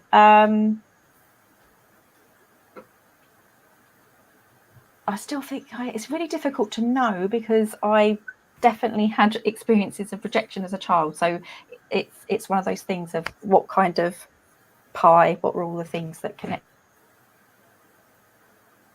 I think it's understanding yourself, and at an earlier age of being able to explore who you are, and that would have made a massive difference. I think it's also down just to people, people's attitudes and behaviours, how you handle rejecting someone. Because you can go about it in a super nice way, or you can be quite malicious about it, and that will impact like the severity almost of your rejection sensitivity. And Andrew just clarified for us, so thank you, that helps. So they meant, for instance, being LGBT plus and neurodivergent. So yes, actually, yeah, any minoritized group or groups, I can see that intersectionality of genuine rejection by society will potentially have an impact on that individual. Or just a nice comment. So then Garth here saying, just reflecting, when I have the spoons, I like connecting with various people, but in a way that's authentic to myself, not just neurotypically masked way. And I've just got a couple more, and then I think we've wrapped up. So Jenny also says, I used to have situational mutism when I was a child due to both anxiety and not knowing what I was supposed to say. Nowadays, I can go mute when I've been shut down. And I think the last one is Kat just saying a tone of voice can trigger, there's some nods there, can trigger rejection sensitivity. Okay, you're nodding. What kind of, can you give an example of a type of voice that might give you that rejection sensitivity? Blunt, or it can be just language as well, like bluntness, which I know. But we're blunt. I know that's the thing, but you might take that, especially over text, I think. If you're reading that chat and there's a super blunt message that you convey the tone yourself, you read into it, which isn't the person's fault, but that's just you reading into it, and that can cause rejection sensitivity.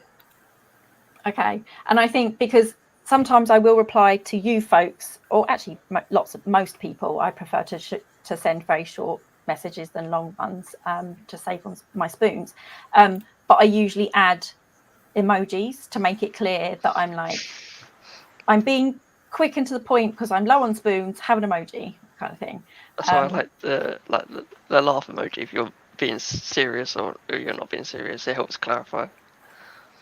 Yeah, so if I just replied, you asked me a question and I'm just like, yes, potentially you'd be like, oh, I shouldn't have asked, should I? Because they've just been really blunt and just like, yes, like I should have known that. Whereas I'll be like, yes, heart or something that's just like, I'm confirming the thing. Like there's nothing else there. Oh, and Karen's also saying potentially that the tone of voice is condescending. Yes, Rejection. For me, it's that almost, it's a teacher tone, sort of a teacher, and it is that it's, I don't know, it's dismissive, and yeah, that there is no room for, there is one way and it's theirs. For me, I don't necessarily worry about the tone, but it's more if I don't get a reply, or if it takes a long time to get a reply, which is difficult because obviously all the circles I'm in are autistic, so I know, again, logically that they might be low on spoons or they're busy, but that still doesn't stop Brian telling me they don't like you. they're not replying to you because they don't like you anymore. And I think I tend, in those instances with people, when I am very low on spoons or I'm just really super busy, I do tend to say, acknowledging your message, like, I'll come back to it or something like that. Or I just let people know that I'm leaving them on unread until I've got spoons, basically. So because I'm conscious of that, I'm conscious that people can feel like, oh, why are they not replying to me? I can see them doing other things. And it's like, yeah, I've got a spoon to do that thing, but at the moment I just don't have a spoon to type and think of a reply to the thing that's just been messaged to me. That's not because I don't like you or don't care about you. It's I just don't have the spoon right now. When I have my spoon, you'll get a reply, kind of thing. That's why I quite like when people have in the past put up the burnout sort of frame and saying that, yeah, I may not be replying, but you will still see me on social media or whatever, and that's okay. And yeah, because that is a frustrating thing when people, it's like, people, we know it ourselves. You don't use a lot of energy to just scroll through things, and sometimes that's our way of disconnecting because we're not doing very well and we need to like recuperate our spoons. If you've got a message, you've got a process, and that does take. And I'm guilty of it myself. I'll get messages and I won't reply, or I just won't give any interaction. But yeah, when it happens to me, I feel really rejected. So I should probably work on that.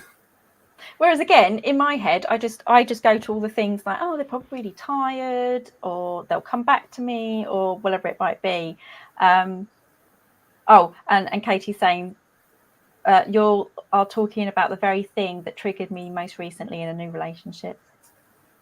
Yeah, and exactly. And Kat is saying here, it can take me hours to write and rewrite a reply. Exactly. Yeah. So then if you add on top that we do have friends who are dyslexic and dyspraxic, which means that actually typing takes a lot of spoons and things like that. So yeah, I think it is just having these conversations with each other and being like, if I don't reply, it's very unlikely that it's about you, because I would just tell you.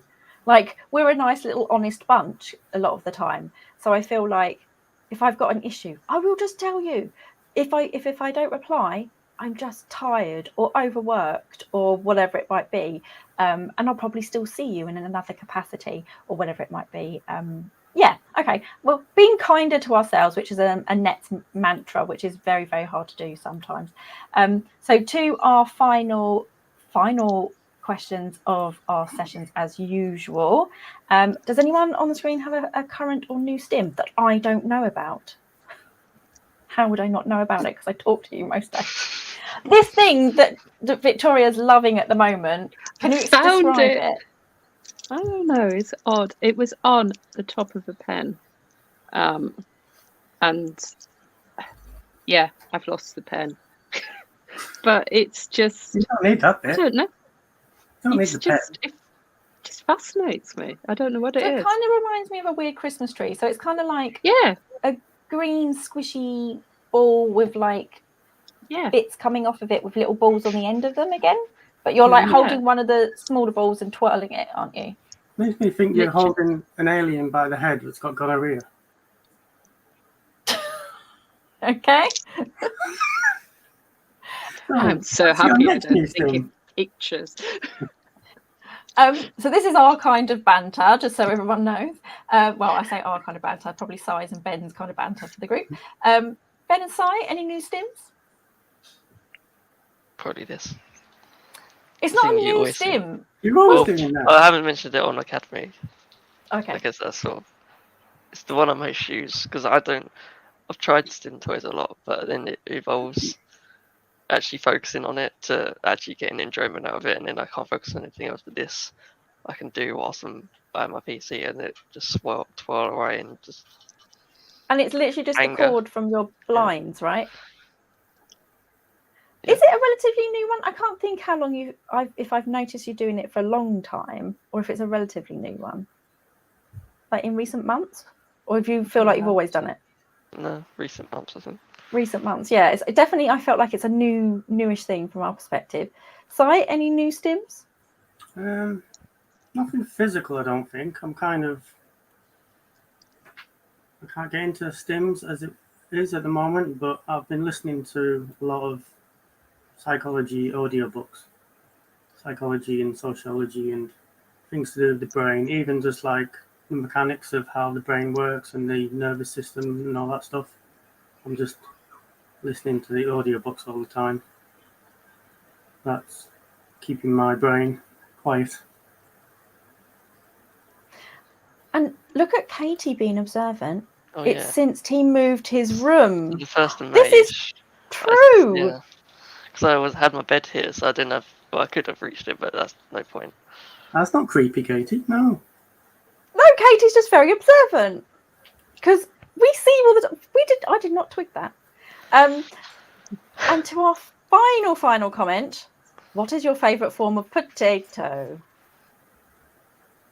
Not saying it.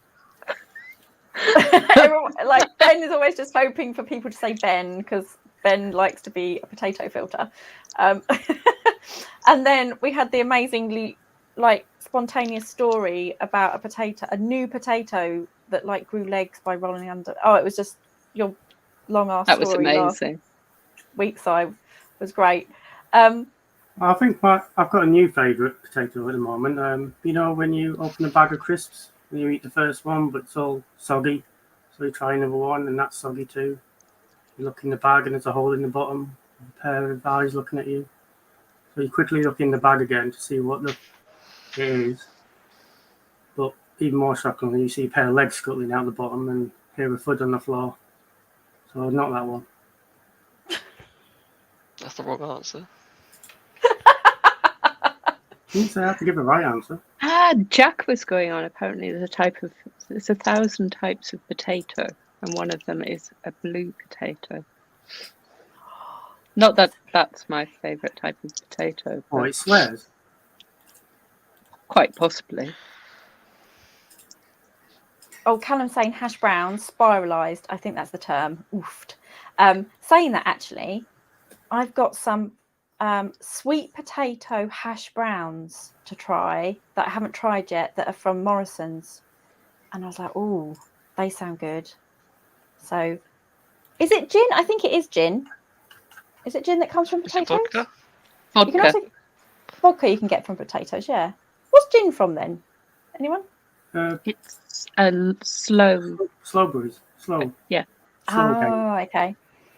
So yeah, it's vodka that comes can from potatoes. You can have a They're good time from me then. You can pick them really easy. You can't get away. Oh, and Garth, my favourite potato is an eaten potato. Ben, if you can't see, is a potato filter right now and doing the squinty eyes of judgment, which is fantastic. We've all got inertia now, haven't we? Right. So next week we're going to have another discussion on the autistic discovery journey. That's been it from us on rejection sensitivity. Oh, we've got a new fact of the week. Fact of the week: lobsters taste with their feet. That's very cute. So there's a number of animals that I think taste with their feet. Really? Yeah. What shows have you been watching? I'm sure there's different animals that taste with their feet. We've got inertia. Okay, everyone awkwardly wave. Thanks, everyone. See you next week. Tries to find the button.